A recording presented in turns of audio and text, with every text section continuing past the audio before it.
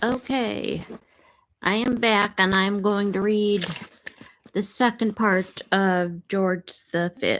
And this chapter is entitled The Sailor King, and it was quite a long chapter.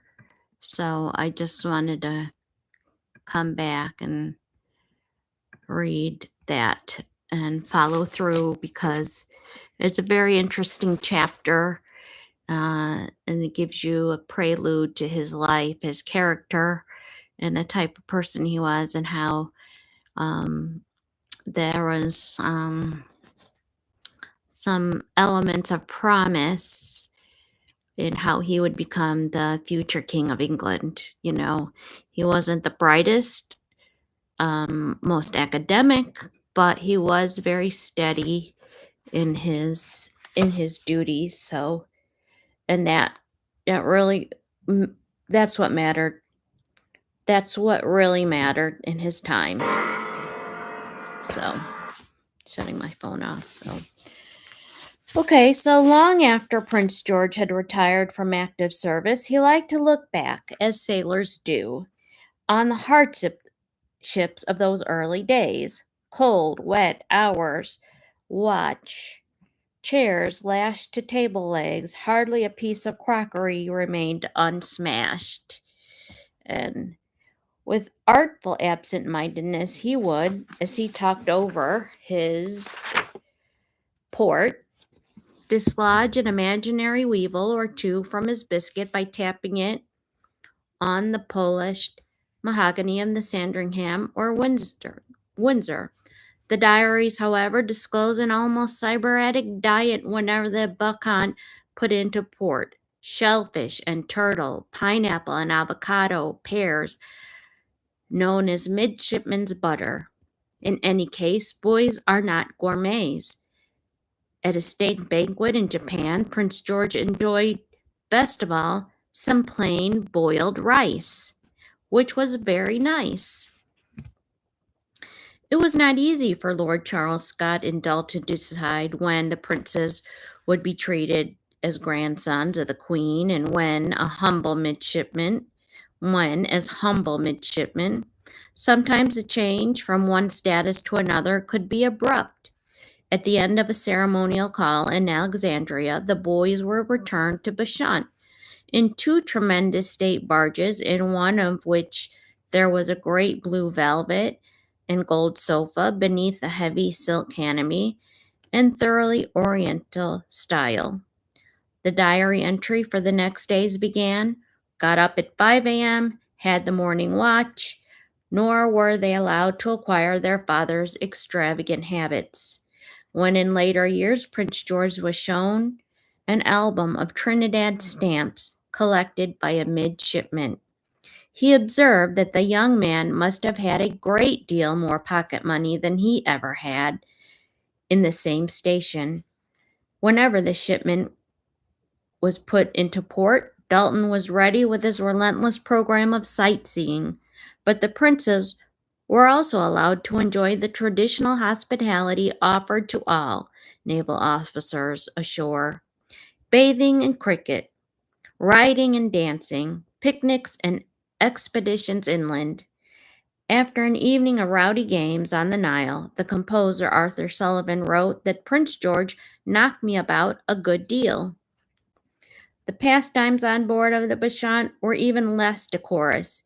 Between Fiji and Japan, sharks were lured to their death by floating tins filled with gun cotton and baited with pork.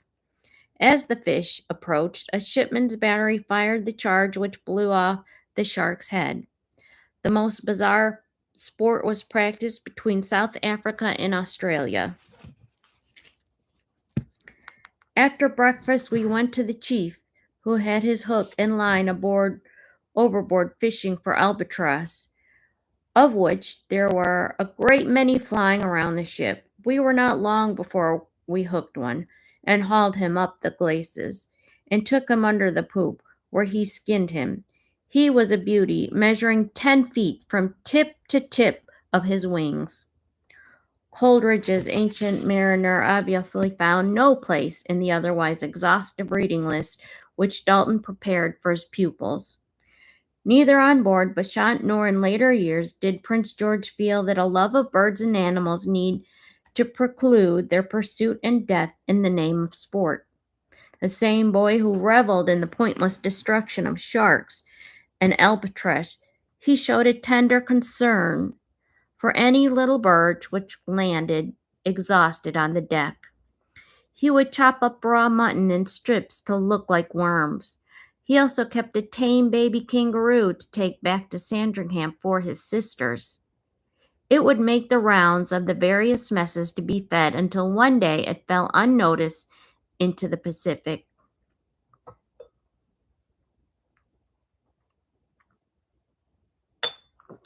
Dalton's role in Bashant cannot have been enviable.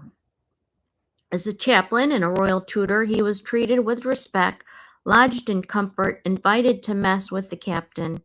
The officers of the wardroom, however, did not care to have this opinionated parson thrust upon them.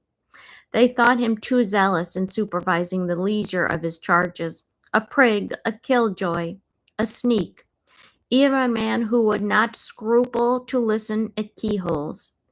Dalton must have sensed such resentment and suffered accordingly. To add to his burden, there was occasional misunderstanding with the Prince and the Princess of Wales. During the cruise to the West Indies, a newspaper reported that the two boys had been tattooed on the nose while ashore in Barbados. "How could you have your impudent snout tattooed?" the Princess of Wales wrote to Prince George. "What an object you must look, and won't everybody stare at the ridiculousness of a boy with an anchor on his nose? Why on earth not have it put somewhere else?" The Prince of Wales, who in youth had acquired extensive tattoos on more conventional parts of his body, held the tutor responsible. Dalton hastened to assure him that neither of his sons had been tattooed on the nose or anywhere else. After sniffing some lilies in the botanical garden at Barbados, they had emerged with pollen on their noses. It was this which had misled a local journalist. With the measured emphasis on an ill-used man, Dalton concluded his letter. "The prince's noses are without any fleck, mark, or scratch, or even a spot of any kind whatsoever. The skin is as white as the day they left home." By the time the princes had been delivered back to their parents more than 2 years later, they could boast a whole range of seaman-like tattoos. In Tokyo, each spent 3 hours under the needle acquiring elaborate dragons of red and blue on their arms. Further designs were added in Kyoto and in Jerusalem. George Burchett, the doyen of British tattooists, was many years later able to inspect the ornaments which Prince George continued to carry for the rest of his life. "I was honored," he wrote demurely in his memoirs, "to be called upon to make certain improvements to them which the king instituted on Queen Mary's suggestions. Whatever the strain endured by the Dalton afloat and ashore, he had his rewards, not least in the lifelong affection which he inspired in the two young princes. Soon after returning with them to England, he was appointed a companion of the Order of St. Michael and St. George, a chaplain to Queen Victoria, and a canon of St. George's Chapel in Windsor. A friendship at sea also brought him a wife, Catherine Evan Thomas, the sister of a shipmate in Bashant. In 1886, he acquired literary fame by a gigantic but well-meaning deception. Aristotle left no record of his years as tutor to Alexander the Great. Dalton compressed his own experiences in a 2-volume work of nearly 1,500 pages and 750,000 words. It was entitled The Cruise of HMS Bashant, 1879 to 1882, and dedicated to the Queen by her grandsons, Prince Albert Victor and Prince George. There, the responsibility of its two putative authors ended and that of an editor began. Dalton explained in his preface that the book was based upon the diaries and the letters written by his young charges during the voyage, and that he had resisted the temptation to improve upon the spontaneous vigor of the original text. Only the first of these claims were true. A simple test will warn the reader to be on his guard. During the weeks of the Beshant lay off Cape Town, the princes were taken to see an ostrich farm. The ultimate fruits of that visit were 4 closely printed pages on the genus Struthio.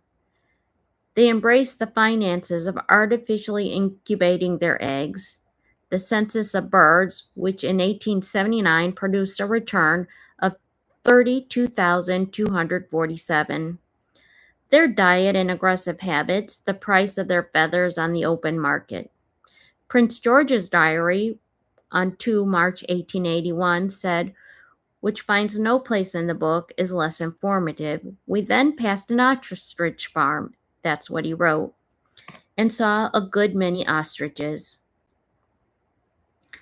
It is improbable that any midshipman would have described St. Vincent in these words. Group of Negro bearers were found in every stage of drunkenness, maudlin or defiant, but all alike parts of one repulsive pandemonium. The most ardent monarchs may doubt whether either of the princes, as he sailed between St. Lucia and Martinique, murmured to himself, was it for this that these islands were taken and retaken, till every gully and every foot of the ocean bed holds the skeleton of an Englishman? Boys like bangs, but the princes are made to deplore that as much as 70,000 a year is spent on firing naval salutes at Hong Kong alone. And although King George V was known to care much for the well-being of his subjects, he is unlikely to have soliloquized in youth.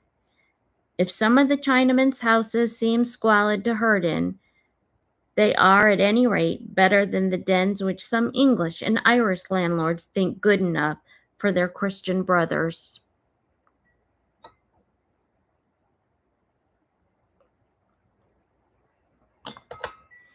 Dalton's 2 polemathic princes are never at a loss for the telling quotation.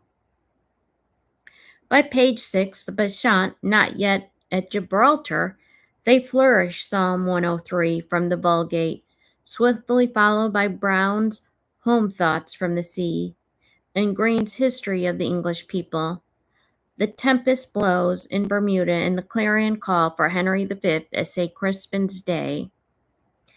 In Athens Cafe, there was much to remind us of Aristophanes, but Dalton does not sail under royal colors through the entire 2 volumes.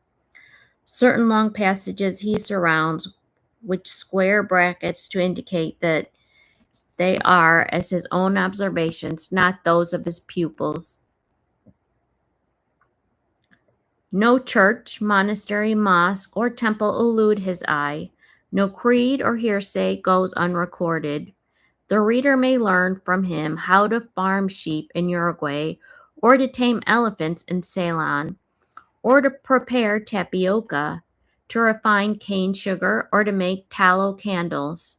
He touches as lightly as the manufacture of umbrella handles from the pepper tree on the life cycle of the banana. He is sagacious on the economics of the West Indian slavery, as on the servicing of the Egyptian national debt. Through 1,500 pages of vaunted knowledge and the pretentious style, the authentic voice of midshipman H.R.H., Prince George of Wales, is only occasionally heard. The stinks, he wrote of China, are something awful. But grotesquely exaggerating the prince's attainments, Dalton concealed both their shortcomings as pupils and his own as an instructor. They disembarked from HMS Beshant, less well educated than their public school contemporaries. That was perhaps inevitable in the congeniality of the listless Prince Eddie. But Prince George, too, an alert and cheerful boy who had readily absorbed the practical lessons of seamanship, was deficient in even the most elementary subjects. His spelling remained permanently insecure. Well into manhood, he called our greatest poet Shakespeare, described his having rung up somebody on the telephone, and wrote one of the most cherished words of the royal vocabulary as prerogative. Perhaps it was a family failing. Although the Prince of Wales would sometimes remonstrate with his sons, he himself was not the most reliable of mentors. From Ceylon, he complained of the jungle leeches which climbed up your leg and bit you. And during Tranby Croft scandal, he resented the spiteful ways in which the Solicitor General attacked me. Prince George's grammar and syntax, they were likewise uneasy.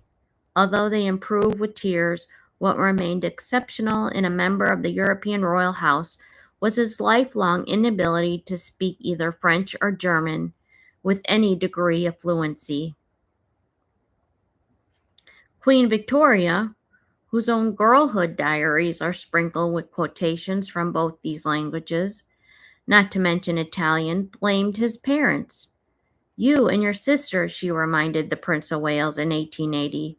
You spoke German and French when you were 5 or 6 years old. It was a theme to which she returned again and again, alarmed by the prospect of a tongue-tied successor. Immediately after the cruise of the Bashant, Prince George and his brother were sent to Lausanne to learn French under the supervision of Dalton and Monseigneur who later taught the language in Eton. During 6 months in Switzerland, their progress was negligible. 10 years later, Prince George made a last morose attempt to master what his Danish mother unhelpfully called that old sauerkraut, the German language. He wrote from Heidelberg to a friend, "Well, I am working away here very hard with the old professor at this rotten language I find very difficult, and it certainly is beastly dull.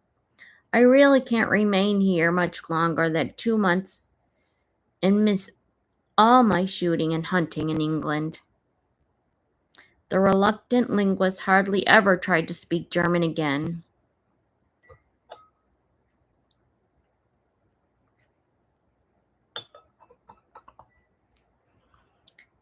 When in 1890 his father took him to see Bismarck in Berlin, the Chancellor asked Prince George whether he spoke the language. The Prince of Wales answered him, "My son is not fluent." Bismarck then continued the conversation in excellent English. Prince George received no helping hand when the king he attended the wedding of the German emperor's only daughter was in 1913. "It is really hardly credible," the British Consul General in Berlin wrote to his wife, "that the Royal George cannot speak a solitary word of German, and his French is atrocious."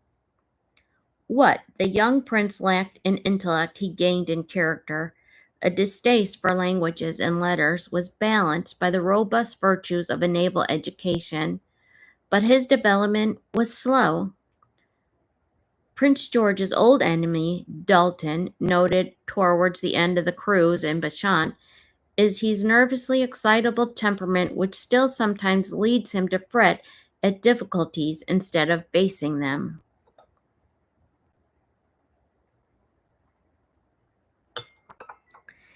Increasingly, however, his superior officers, they noted an indifference to hardship or danger, obedience tempered by initiative, a willingness to assume responsibility without fear of the consequences. There is every reason to suppose that in the normal course of events, Prince George would have risen on his merits to high rank, as did his uncle, Prince Alfred, the Duke of Edinburgh, and his cousin, Prince Louis of Battenberg. Instead, the early death of his brother obliged him to abandon his chosen career for the role of an heir apparent, then of a constitutional sovereign. The qualities that served him well in an Atlantic gale or when training for battle carried less of a premium in Marlborough House or in Buckingham Palace. It was then that the narrowness of a naval upbringing became apparent, and mental indigence, its impatience with qualifications, distinctness, and subtleness, its mistrust of imagination and intuition. He had never before encountered the ambiguities of politics and the deviousness of politicians. He found himself at a disadvantage. These sailors, they go around and around the world, one of his soldierly courtiers used to remark, but they never seem to get into it.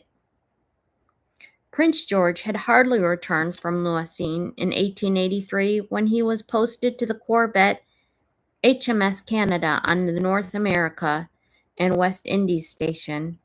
For the first time in his naval career, he would be separated not only from his parents and his sisters, but also from his elder brother and his tutor. The parting was hardly bearable. He found some comfort in Christian faith. His mother assumed him with moving simplicity a few days after his 18th birthday.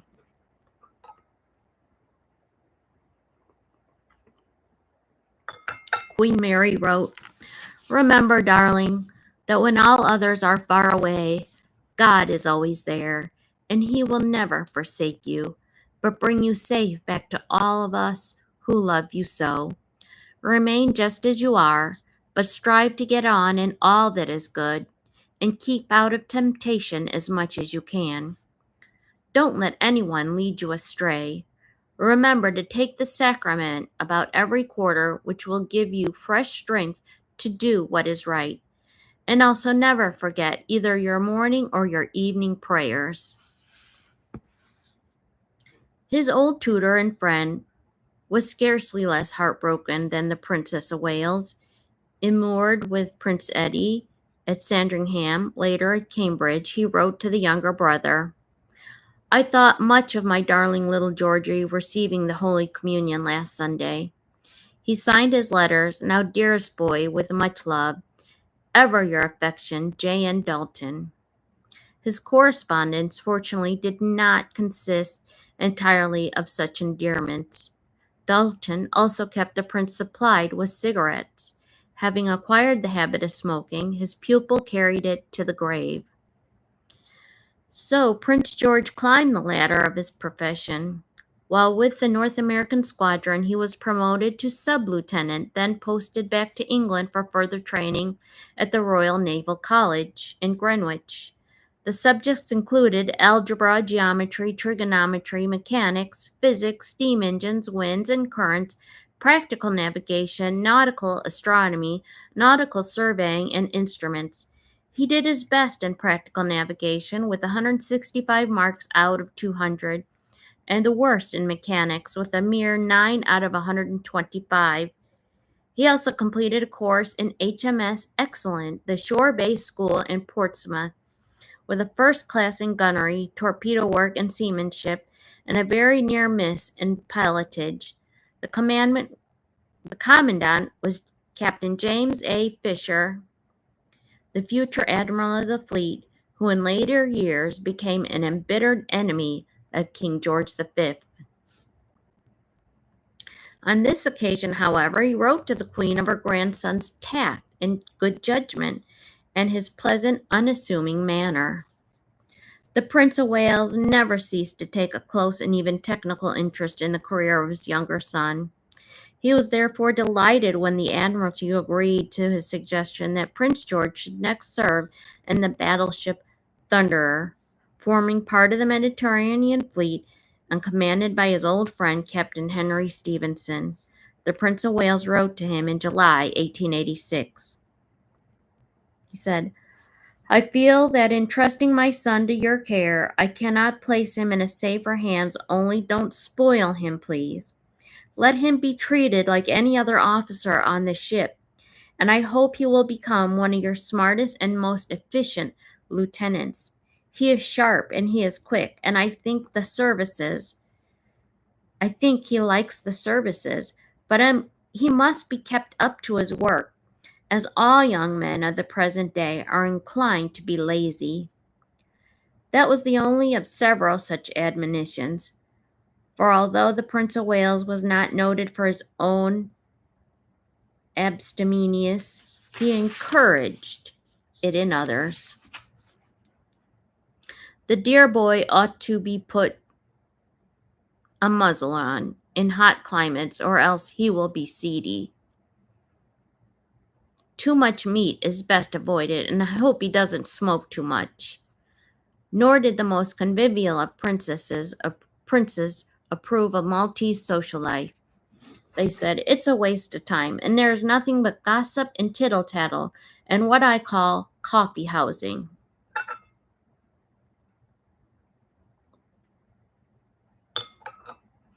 We have a lot of coffee housing here in America. Starbucks, coffee cafes, all that. So it's kind of interesting. Malta, I would be lazy in Malta. It's very beautiful beach, Mediterranean area.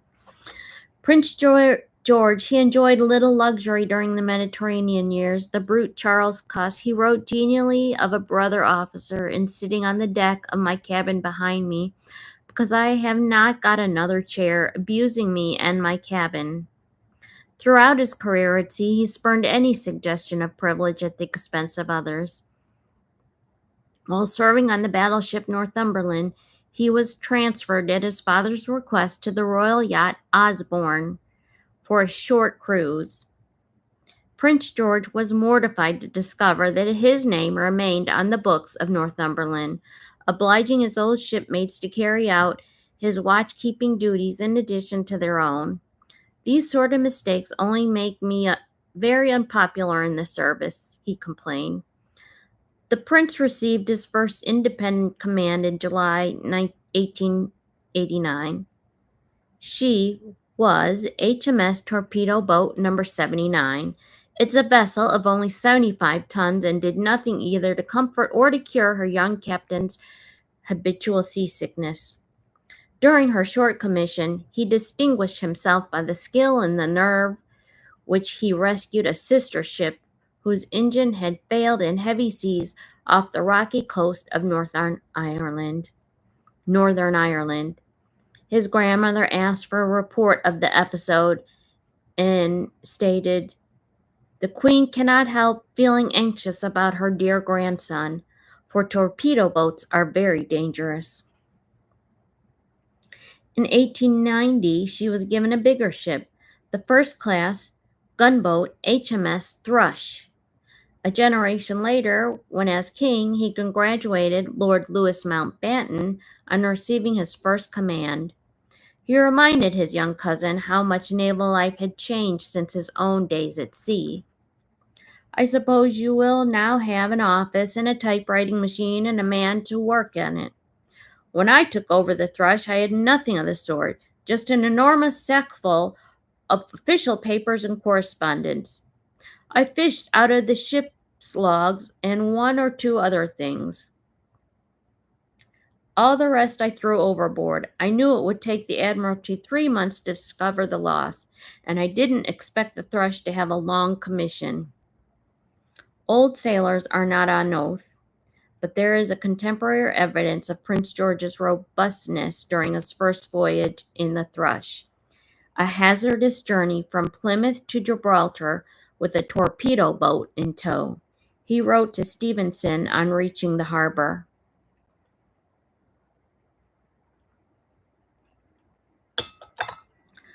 "We went on gaily on Monday night at 9:30. When we were in the middle of the bay, when suddenly, without any warning, our engines brought up all standing, we then discovered that the slide and the eccentric rods were both bent nearly double. Luckily to say, it was a dead calm at the time, and I made the T-boat, get upstream and remain by all us at night. We were quite helpless. We proceeded at once to put the spare rods in, and with the whole engine room staff working all night, we were ready in exactly 12 hours. When we went on again, it then came to blow hard from the SW with a heavy sea, and the poor boat was having a very bad time of it. So I decided to go in to Farrell, where we arrived the following day at noon. We knocked about a good deal all night, and needless to say, I was seasick. But this ship is an excellent seaboat, and we took very little water in. We stopped at Farrell 2 days and have a lovely weather there, arriving on an afternoon of the 9th. After repairs in Gibraltar, he sailed the Thrush across the Atlantic to rejoin the North America and West Indies station. He took his duties seriously.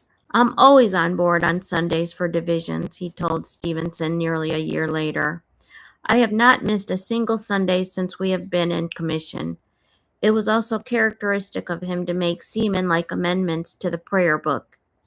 We have done those things that we ought to have done, he would declaim to the ship's company each Sunday morning, and we have left undone those things which we ought not to have done. Something, however, eluded him. He had few naval friends and no intimates of his own age. Partly it was the result of Dalton's protective concern and Bashant, for although the prince's fellow midshipmen had been selected with care, there was always the danger of an undesirable relationship that might haunt their later years. Among their young shipmates, therefore, the boys were discouraged from any exchange of confidences beyond the boisterous camaraderie of the gun-room. The possessive, almost conspiratorial spell which the Princess of Wales cast over her children also helped to isolate them from their contemporaries.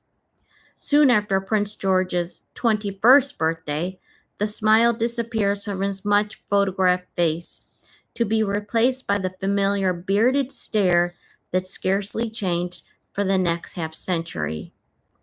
Yet in the same year he writes of his distress at missing a Sandringham reunion with his mother. How I wish I was going to be there too. It almost makes me cry when I think of it. I wonder who will have that sweet little room of mine. You must go and see it sometimes and imagine that your little Georgie dear is living in it. Few strange letters can ever have emerged from a ship called the Dreadnought, and on the anniversary of Trafalgar, too. The princess not only made herself the focus of her son's emotions, but also seemed to inspire him in a severe self-discipline, she wrote. I must say it is good of you to have resisted all temptation so far, and it is the greatest proof you could possibly give of how much you wish to please me that you should have done it for my sake, and the promise you gave me on your own accord a few nights before you left. No words can express how grateful I feel to God for having given me such a good son in every way.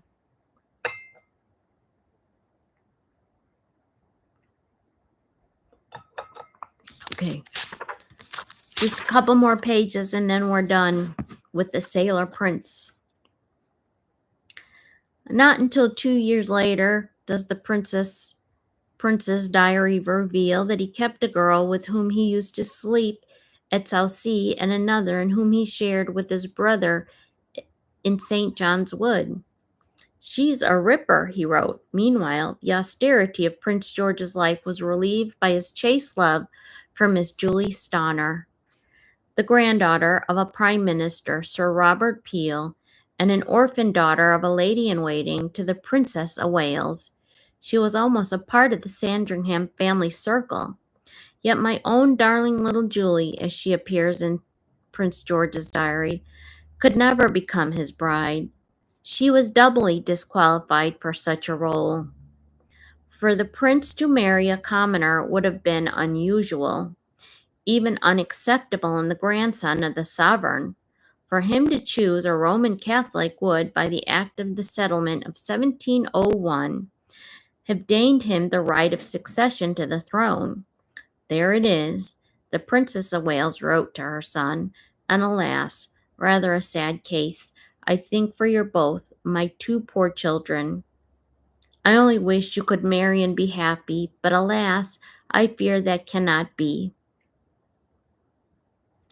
In 1891, Miss Donner was married to the Marquis of Hautpoul. She remained a very much loved friend of her would-be suitor, and the only commoner permitted to address him as George. At his funeral in 1936, a wreath of blazing red flowers bore the last greeting, "From your broken-hearted Julie." A more conventional match with his cousin, Princess Marie of Edinburgh, also foundered. Having become the wife of King Ferdinand of Romania, she too remained a place in her heart for the young sailor whom she called a beloved chum. Through 1891, these affairs of the heart were eclipsed by other worries. The Princess of Wales, humiliated by the open attachment of her husband to Lady Brooke, the future Countess of Warwick, went abroad on a protracted round of family visits. The Prince of Wales, for his part, was obliged to give evidence of the libel action brought by Sir William Gordon Cumming, a member of his circle accused of having cheated at cards during a house party at Tranby Croft in Yorkshire. The presence of the heir to the throne in such company evokes sanctimonious reproaches from prelates, but characteristic loyalty from his second son. This baccarat scandal seems to have caused great excitement, he wrote. What a lot of rot the papers say about it.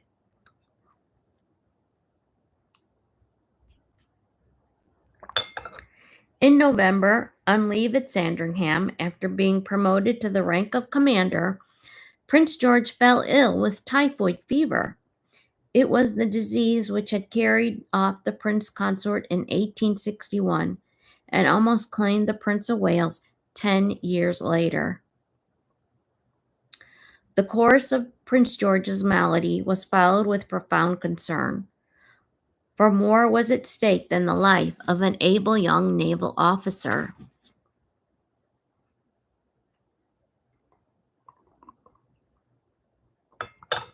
In 1891, the Queen was 72.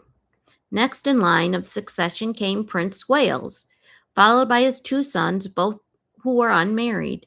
Had Prince George died in that year, his reversion to the crown would have passed to his eldest sister, Princess Louise. Only in life of the Prince Eddie would then have stood between her and eventual accession to the throne. Queen Victoria's majestic strength of character and conduct of state business had put beyond all doubt of the fitness of women to reign or even to rule. Princess Louise, however, shy and ill at ease, except in the seclusion of the country, was not cast for such a role. Nor would her husband have inspired confidence as a consort. The sixth Earl of Fife, he was created a duke on his marriage in 1889, was 18 years her senior. He was a banker and a coxcomb. It was with more than a conventional sympathy that the hopes of the nation centered on Prince George's sick room. In the event he survived the bout of typhoid fever, although unable to leave his bed for 6 weeks and reduced to little more than 9 stone in weight. Yet he had hardly begun his convalescence when a new and calamitous blow fell on the royal family. It was the sudden death of Prince Albert Victor. Since the cruise of the Bacchant, Prince Eddie had failed to match the progress of his younger brother. Dalton, assisted by a team of tutors, could instill in him neither the application nor the manliness of Prince George. I don't think he can possibly derive much benefit from attending lectures at Cambridge, one of his mentors had reported. He hardly knows the meaning of the word to read. The University of Milton, Newton, and Darwin nevertheless saluted him with an honorary doctorate of law. Soon after the prince's 21st birthday, the Prime Minister, Mr. Gladstone, loyally asked permission to publish the reply he had received to his letter of congratulations. Gladstone's secretary wrote in his diary, "On reading it over again this afternoon, I found part of it admitted of no possible grammatic construction. So I took it to Marlborough House and got the Prince of Wales to agree to my suggested alterations, and then sent copies of it around to the papers. In conversation, too, Prince Eddie was listless and vacant. Incipient deafness may have been partly responsible, but the Queen's private secretary, Sir Henry Ponsonby, noted that his sentences trailed off, as though he had forgotten what he was going to say. On being commissioned into the 10th Hussars, the prince showed animation only in matters of uniform and accoutrements, an obsession, it must be admitted, that was shared both by his own father and by a celebrated brother officer of a previous generation.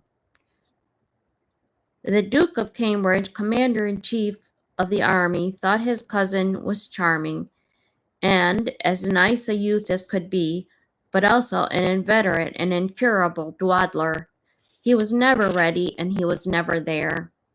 He mastered neither the theory nor the practice of arms, and shocked the veteran field marshal by knowing nothing of the Crimean campaigns and being unable to perform elementary drill movements on the parade ground.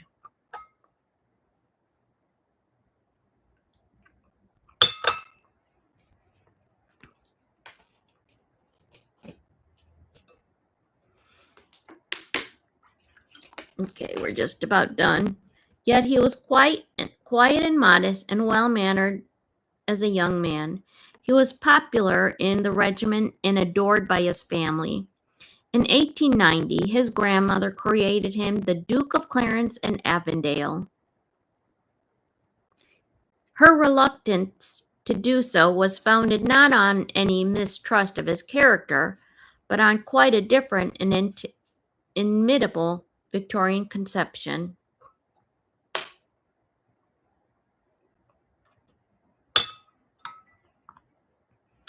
She said, "I am very sorry Eddie should be lowered to being a duke like any one of nobility, which a prince could never be. Nothing as fine and as grand as a royal prince. But it is very good he should be a peer. I don't think Georgie would ever be made a duke in my lifetime." In the following year, rumors of the duke's dissipated private life caused his father increasing vexation. "Collars and cuffs," as the Prince of Wales chaffily called his elder, elegant son, was more often than not up to his neck in trouble. Although allegations that he used to visit the notorious homosexual brothel on Cleveland Street were unconvincing evidence, as a short-term solution, the prince considered sending him on a tour of the colonies, an infallible 19th century panacea for moral delinquency, he wrote to the Queen. His remaining in the army is simply a waste of time. His education and future have been a matter of some considerable anxiety to us, and the difficulty of rousing him is very great. A good, sensible wife with some considerable character is what he needs the most, but where is she to be found?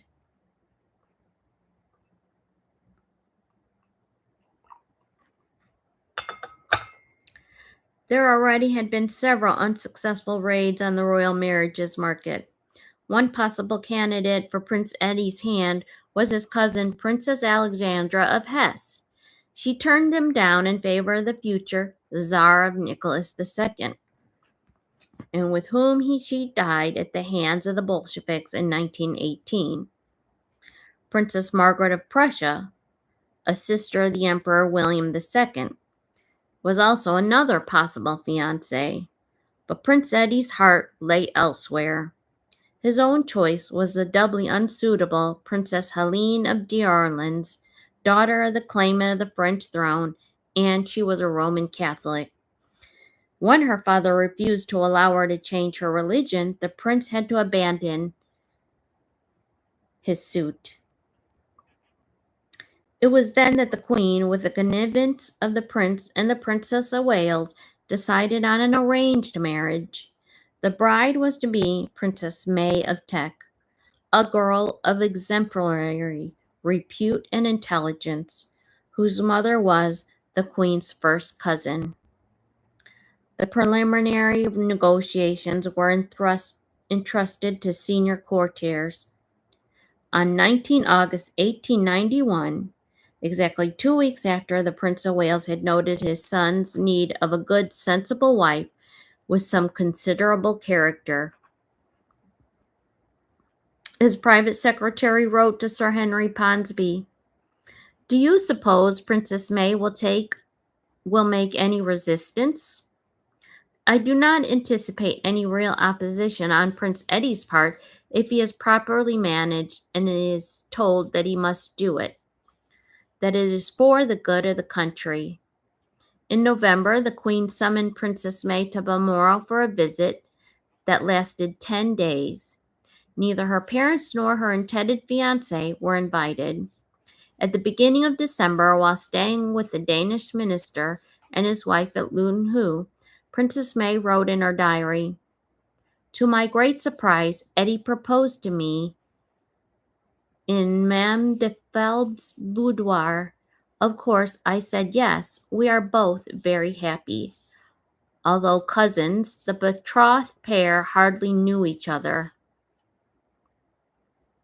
The Prince and Princess of Wales were taking no chances with their wayward son.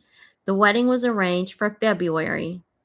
Princess May and her parents, meanwhile, arrived in Sandringham in time to celebrate Prince Eddie's 28th birthday on the 8th of January. He returned from shooting on the 7th of January. He was feeling very unwell and he retired early to bed that night. The next morning, he was suffering from influenza. He could barely struggle downstairs to look at his presents. On the 9th of January, he developed an inflammation of the lungs, and 5 days later, he was dead. In the Royal Archives for the tragic month, the arrangements under the discussion for the Duke of Clarence's marriage change with hardly a break in sequence to those of his funeral. It took place at St. George's Chapel, Windsor. On the coffin lay Princess May's unworn bridal wreath of orange blossom. And that is the end of The Sailor Prince. And we will move on to, in another episode, we're going to move on to marriage. So you can read that. I will. Yeah, in the next episode, we're going to move on to marriage. The Princess of May, the betrothed, domestic harmony, shotgun, and stamps. So it's a good chapter to see how they get along in marriage. So, and I will take a break from reading for my voice's sake, but I hope you will be encouraged to read more about King George V, because it's very fascinating, and also reading about Queen Mary. She's also very fascinating. I have a book on her that I'll read someday. So, thank you for listening.